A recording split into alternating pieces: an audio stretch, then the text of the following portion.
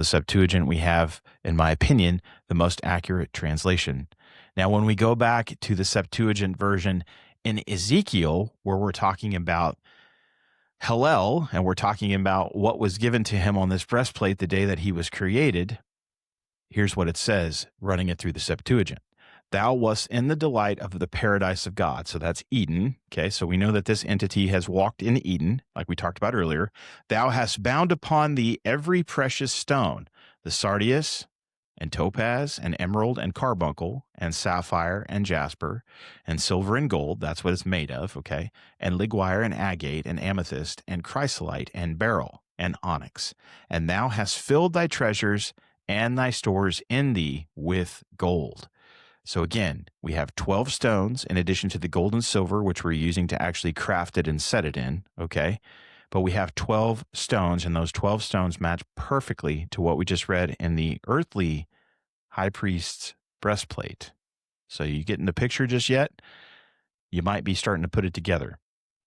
So when we look into the Septuagint, obviously we find that Ezekiel 28 and Exodus 28 match perfectly. 12 stones, and they're the proper stones. Gets a little deeper than that, though. So while some of the ancient names of these stones have been modernized, so if you go look up some of these, they're pretty old names, right? They've changed kind of names over the years. They become more modernized. They are the exact same 12 stones that are referenced as the foundation stones of the New Jerusalem in Revelation 21.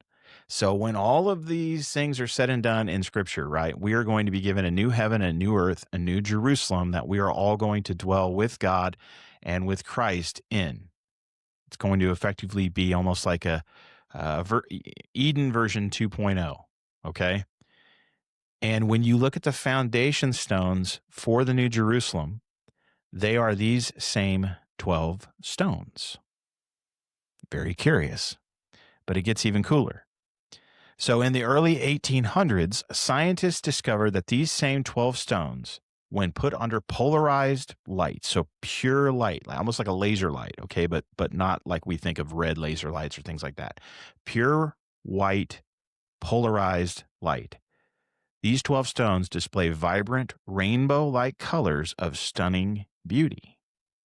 A phenomenon unknown in antiquity when the writer of all of these books were actually being written, right? They would have no idea about any of this.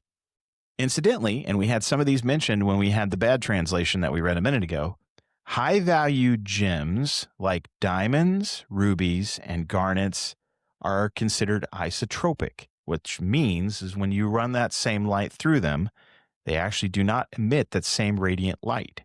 They turn black or gray. Pretty fascinating.